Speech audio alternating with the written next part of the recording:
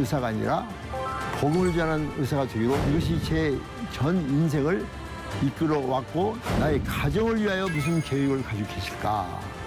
왜 우리 가정은 이 세상에 존재하는가? 우리 가정의 비전 선언문을 한번 만들자. 하나님 나라와 하나님의 의를 구하라.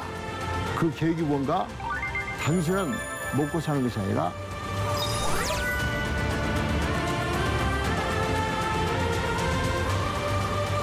우리 예수 그리스도의 지상 명령을 이루고 제가 그것을 더 연구를 했습니다. 연구해가지고 그러면 이런 일을 감당하기 위해서는 이 사명을 띠고 우리 가정이 이 땅에 존재하는 것입니다.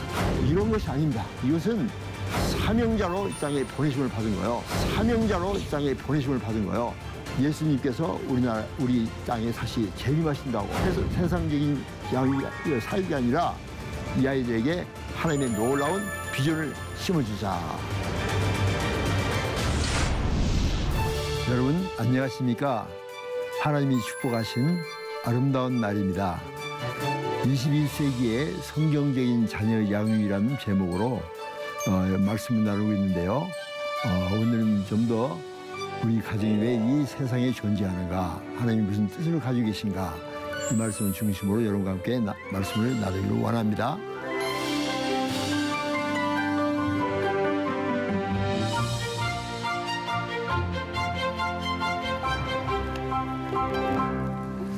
여러분, 하나님께서 왜 우리 가정을, 특히 크리스찬 가정을 이 땅에 허락하셨을까? 하나님의 계획과 목적이 무엇일까? 이런 문제를 저는 깊이 생각하고 있습니다. 제가 대학교 1학년 때 CCC, 즉 한국대학생 선교회라는 선교단체에 들어가서 말씀 훈련을 받던 중에 그 전도 책인 그 사형이라는 책을 제가 보고 굉장히 은혜를 받고 그 말씀 통해서 확신과 어울려서 많은 전도를 했습니다. 그 사형리의 제1 원리가 여러분 기억하십니까? 하나님은 당신을 사랑하시고 당신을 위하여 놀라운 계획을 가지고 계십니다. 저는 이 말씀을 이렇게 듣고 배우고 묵상을 하면서 너무나 하나님께 감사하는 마음이 생겼어요. 나 같은 사람을 위해서 하나님이신 예수 그리스도께서 십자가에 못 박혀 죽으시고 내 죄를 다 도말하시고 나를 의롭게 하시고 하나님의 아들을 삼으셨어요.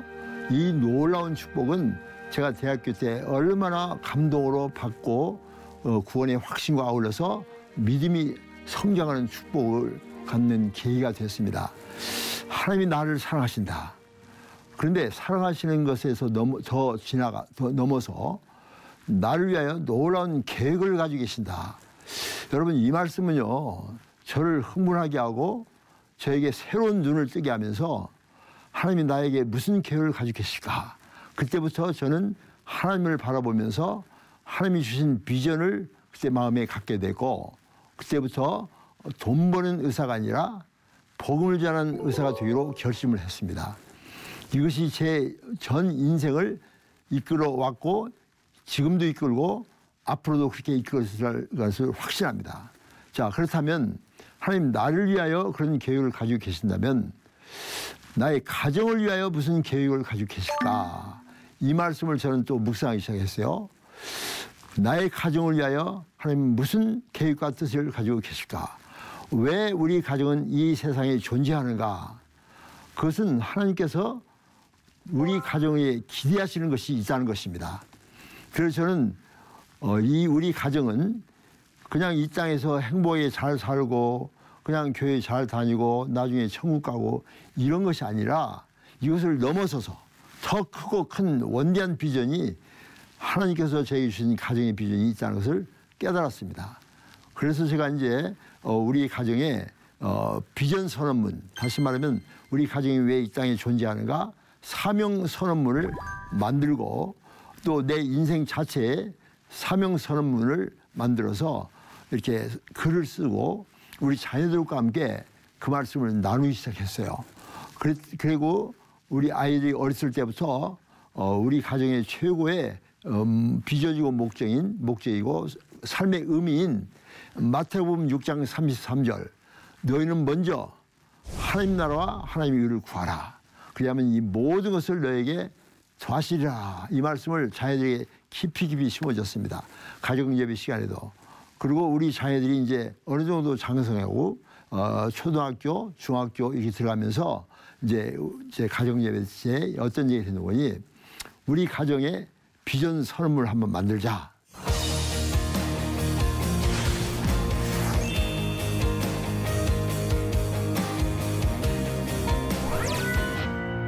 그 내용을 한번 여러분과 함께 나누기를 원합니다. 비전 선언문. 우리 가족이 만든 하나님께서 주신 우리 가정의 비전 선언문은 바로 이것입니다. 마태복음 6장 33절에 따라 우리 가정은 하나님의 나라와 하나님의 의를 구함으로써 아버지 하나님을 영화롭게 하는 것이 우리 가정의 최대의 목적이다. 그리고 이 모든 축복 이런 것을 할 때 하나님께서 하나님의 뜻을 따라 우리 모든 가정을 축복으로 더하신다는 것을 하나님께서 약속하셨다. 그래서 우리 가정의 최고의 비전 선언문은 마태복음 6장 33절. 하나님 나라 하나님의 의를 구하고 그 모든 것을 하나님의 영광을 위해서 먹든지 마시든지 무엇을 하든지 하나님의 영광을 위해서 하는 것이다. 이렇게 비전 선언문을 만들었습니다. 그리고 거기에 따라서 비전 전략을 또 세웠어요.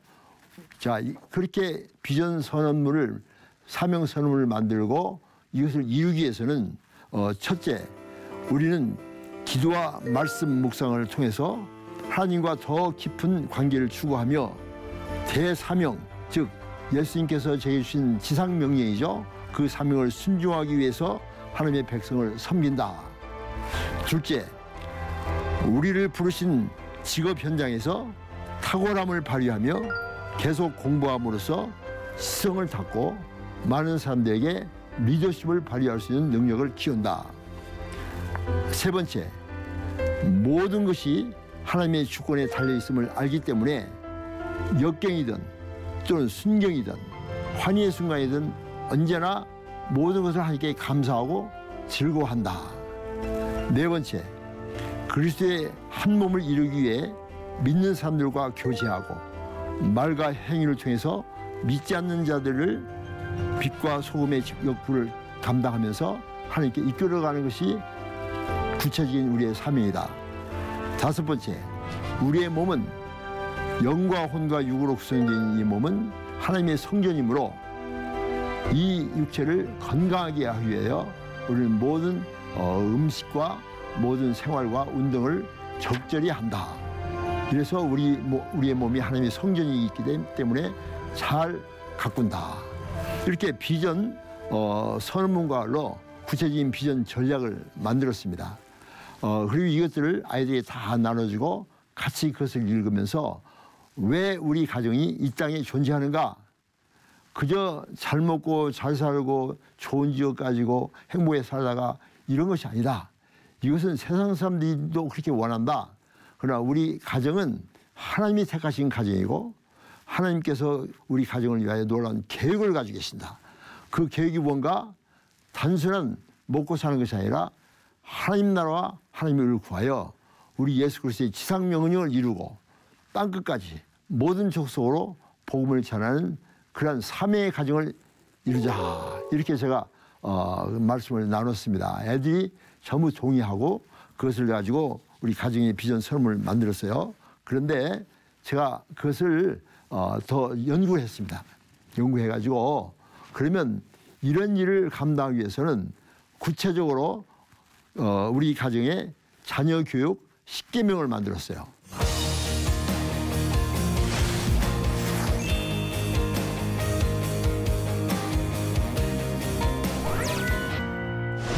제가 한국에서 이렇게 자녀 교육하는 모습을 보면은 21세기가 아니라 19세기 교육을 시키고 있는 거예요.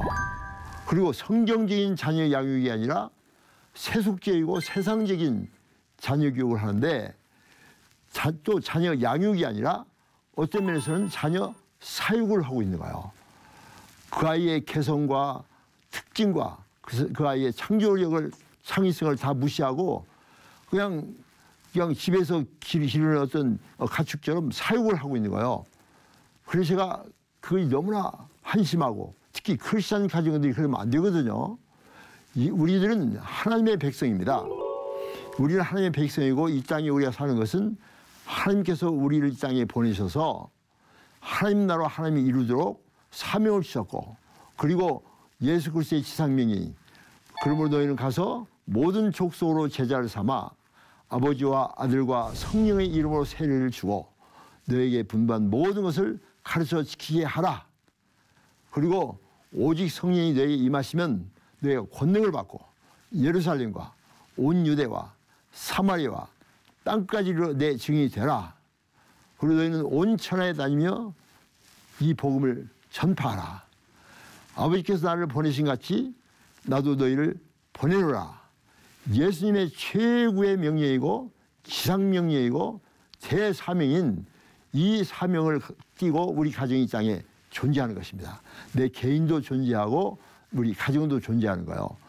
뭐 이 땅에서 뭐 좋은 뭐 의사 되고 변호사 되고 뭐 공무원 되고 뭐 교사 되고 돈 많이 벌고 좋은 집 사고 좋은 차 사고 그리고 뭐 짱짱짱해서 세계 일주하고 여행 오고 이런 것이 아닙니다. 이것은 내세가 없고 미래가 없는 세상 사람들이 요구하는 거예요. 근데 우리 크리스찬들은 달라요. 우리는 하나님 나라에서 파송된 하나님 나라의 일꾼으로서 이 땅을 하나님 나라로 바꿔가고 변화시켜야 할 사명자로 이 땅에 보내심을 받은 거예요. 그래서 우리 성경에 보면 우리는 그리스도께서 보내신 그리스도의 대사다, 사신이다, 엠베세더 그리고 이 땅을 하나님 나라로 확장시키며 완성시킬 때에 예수님께서 우리 땅에 다시 재림하신다고 이렇게 성경은 말씀하고 있잖아요. 그래서 우리 크리스천 가정은 단순히 세상적인 사육이 아니라 21세가 됐습니다. 21세에 걸맞는 성경적인 자녀 양육을 할 수 있도록 우리 마음속에 다시금 결심하시고 이제는 이 아이가 하나님의 것이다. 그러므로 이 아이들에게 하나님의 놀라운 비전을 심어주자. 교훈과 훈계로 양육해야 됩니다. 자녀들은 부모를 공경하고 그리고 땅에서 장수하리라 그냥 낳고 버리는 것이 아니라 양육을 해야 됩니다. 우리 하나님의 교훈과 훈계로 그리고 하나님이 우리 가정을 이끄신다. 각계 각층의 전문가가 되는 겁니다. 정서력과 덕을 키우는 거예요. 좋은 맛이 돼서 하나님께 영광을 드리는 그런 아이가 되기를 이 아이들에게 쓴뿌리가 없는가 봐야 돼요. 쓴뿌리가 없는가 봐야 됩니다. 우리 자녀들 마음속에 행여라도 쓴뿌리나 이 쓴뿌리를 제거시키는데 많은 시간이 걸리고 지금도 잔재가 있는 부분에서 제가요 에베소 6장 1절에서 4절까지 한번 읽겠습니다. 자녀들아 주 안에서 너희 부모에게 순종하라. 이것이 옳으니라. 내 아버지와 어머니를 공경하라. 이것은 약속이 있는 첫 계명이니 이로써 네가 잘되고 땅에서 장수하리라. 또 아비들아 너희 자녀를 노엽게 하지 말고 오직 주의 교훈과 훈계로 양육하라. 사육이 아닙니다. 양육하라. 무엇으로? 예수 그리스도 우리 하나님의 교훈과 훈계로 양육해야 됩니다. 그래서 부모는 자녀를 사랑하고 보호해주고 짐들이 돼주고 하나님을 공경하고 하나님께 영광을 드리는 그런 자녀를 만들고 자녀들은 부모를 공경하고 사랑하고 그리고 순종함으로 그런 부모의 사랑받고 축복받는 아들이 되면 자녀가 되면 이로써 네가 잘되고 모든 일이 다 잘되는 거야. 그리고 땅에서 장수하리라. 이것은 하나님께서 약속하신 우리 가정에 주신 약속입니다. 저는 이 말씀을 늘 가슴에 안고 가정은 부모와 자녀입니다. 자녀와 부모 이 관계 속에서 우리 부모는 그냥 낳고 버리는 것이 아니라 양육을 해야 됩니다. 어떻게? 우리 하나님의 교훈과 훈계로.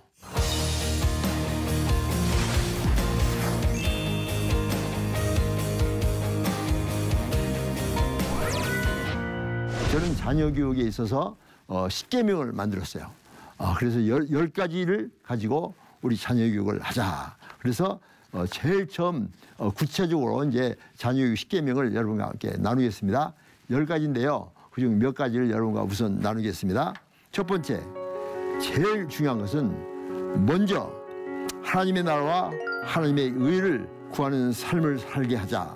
그래서 온전히 하나님을 쫓는 삶을 살게 하자. 이것이 자녀교육의 첫 번째 실천 사항입니다. 그러기 위해서는 가정예배를 드려서 하나님께 첫 자리를 늘 드리자. 그리고 가정예배를 통해서 하나님이 우리 가정의 주인이시다. 그리고 하나님이 우리 가정을 이끄신다. 그리고 하나님께서 우리 가정 앞날도 지켜주시고 보호하신다. 그러기 위해서 저는 자녀들에게 성경 읽기를 강조했습니다.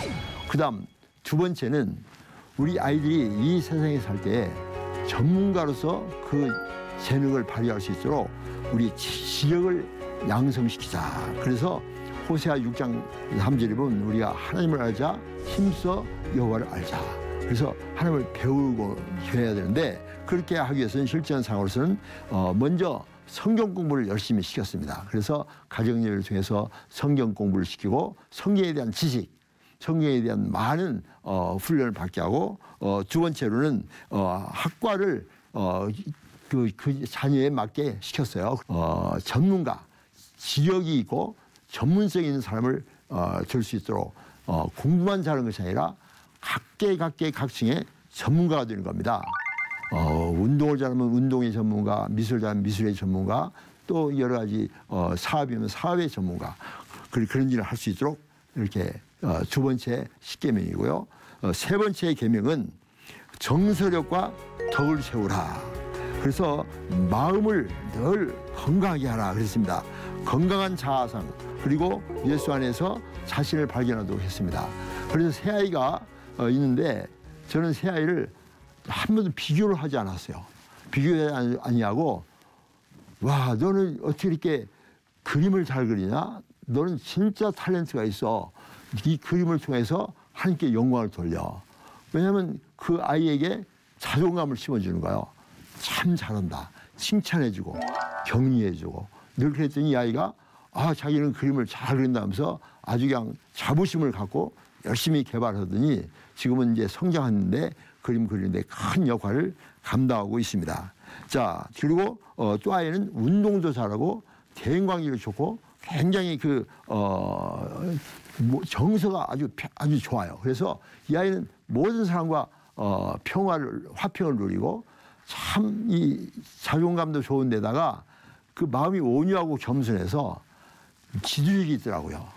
그래서 너는 이쪽 계속으로 한번 열심히 해봐라 하고 그 아이에 하고 또 하나에는 공부를 너무나 잘하고 그냥 공부는 쉽대요.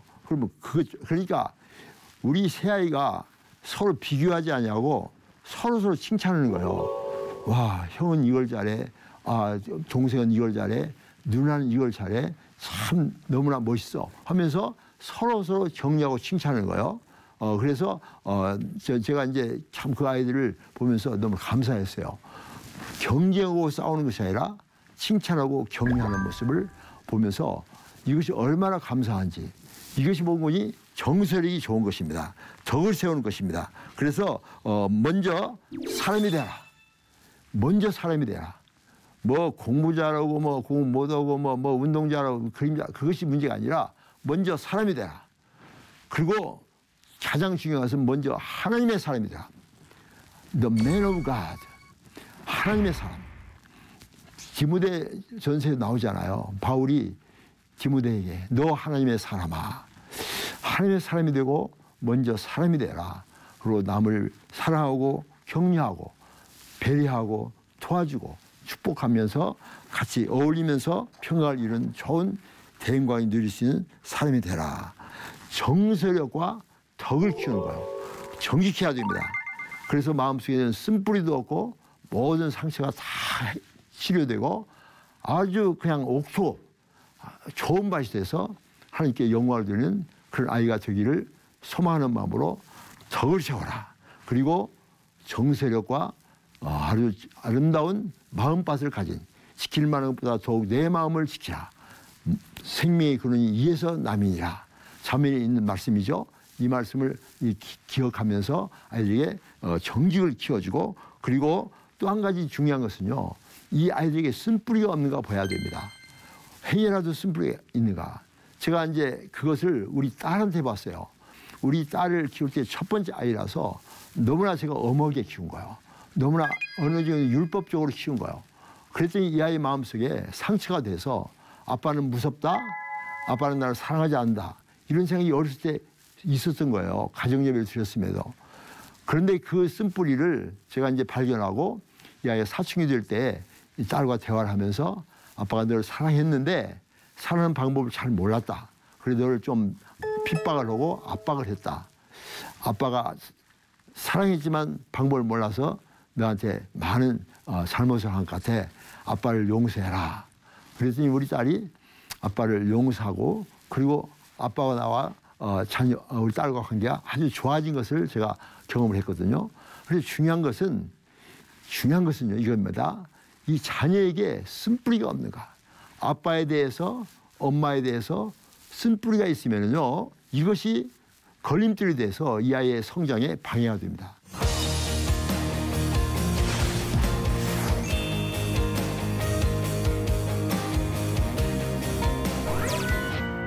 그래서 저는 이 아이에게 쓴뿌리가 있는가 없는가를 잘 살펴서 그것이 있으면 그것을 대화를 통해서 사랑을 가지고 뽑아줘야 됩니다. 아빠를 사랑. 그래서 이제 전 우리 딸과의 많은 대화를 통해서 지금 많은 쓴뿌리가 많이 빠졌는데도 지금도 저는 우리 딸에게 조금 조심합니다. 왜냐하면 그 쓴뿌리 부분이 완전히 없어지지 않더라고요. 조금 있어요. 그래서 그 부분에 살짝 건들면 갑자기 반응이 강해지는 거예요. 그럼 제가 빨리 깨닫고 딸을 다시 쓰다듬으면서 아빠가 많이 변했지만 아직도 부족한 것이 많아. 네가 아빠를 잘 이해해라. 나는 너를 진짜 사랑한다. 이 세상에 단 하나밖에 없는 딸이야. 아들은 둘이지만 딸은 하나밖에 없잖아. 나는 너를 너무나 사랑하고 너무나 좋아해. 그래서 나는 너를 너무나 축복하고 있다. 이랬더니 우리 딸이 나를 깍깍 안으면서 아빠, 저도 아빠가 너무나 좋아요. 아빠를 사랑해요. 이래가지고요, 이 쓴뿌리들을 제거시키는데 많은 시간이 걸리고 지금도 잔재가 있는가 보면서 계속해서 살펴주고 있습니다. 그래서 가장 중요한 것이 우리 자녀 마음속에 행여라도 쓴뿌리나 걱정, 근심, 염려, 불안, 공포 이런 것이 있는가 살펴가지고 그 아빠 엄마는 그것을 잘 사랑으로 갚아주는 거예요.